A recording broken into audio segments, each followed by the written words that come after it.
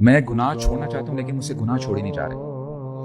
ابراہیم ابن ادم کہتے ہیں کہ ٹھیک ہے میں تمہیں ایڈوائس تو کرتا ہوں، اور اگر جو چیزیں میں تمہیں بتاؤں وہ تم کر سکتے ہو پھر میں تمہیں نہیں روکوں گا گناہوں سے، تم گناہ کنٹینیو کرو۔ کہتے ہیں کہ اگر تم گناہ کرنا ہی چاہتے ہو تو ایسی جگہ میں جا کے گناہ کرو جہاں پہ تمہیں اللہ تعالیٰ نہیں دیکھ رہے، یعنی تعصی من حیث لا یراک۔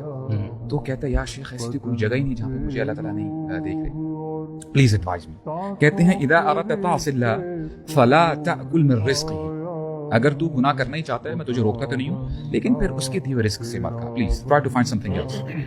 شیخ سبحان اللہ، ایسا کوئی رزق ہی نہیں ہے، کوئی پروویژن ہی نہیں ہے جو اللہ تعالیٰ کے علاوہ جو پرووائڈر ہو۔ یا شیخ پلیز ایڈوائز می، اگر تو نے گناہ کرنا ہی ہے تو پھر تو اس کی زمین پر نہ رہ، کوئی اور زمین دیکھ وہاں پہ جا کے گناہ کرے۔ یہ بندہ پھر سپاہیت ہو جاتا ہے۔ اور پھر ابراہیم ابن ادم کہتے ہیں کہ دیکھ تو رہ اس کی زمین پہ رہا، اس کا دیا ہوا کھا رہا ہے اور تو چھپ نہیں سکتا اس سے، تو پھر تو گناہ کیوں کر رہا ہے؟ تو کہتا ہے یا شیخ پلیز ایڈوائز می مور، کہتا ہے کہ اگر تو نے گناہ کرنا ہی ہے تو کرتا رہے، اور اگر تیری انڈرسٹینڈنگ بن سکتی ہے ملک الموت کے ساتھ جب وہ آئے تیری روح قبض کرنے کے لیے، تو اس کو تو بس یہ کہہ دے کہ پلیز ذرا تھوڑا سا ذرا رک جا، میں ذرا وضو کر لوں، نماز پڑھ لوں، توبہ استغفار کر لوں، تب میری روح قبض کر۔ اگر تیری انڈرسٹینڈنگ ہو سکتی ہے تب تو چل اور اپنے گناہ کو کنٹینیو کر۔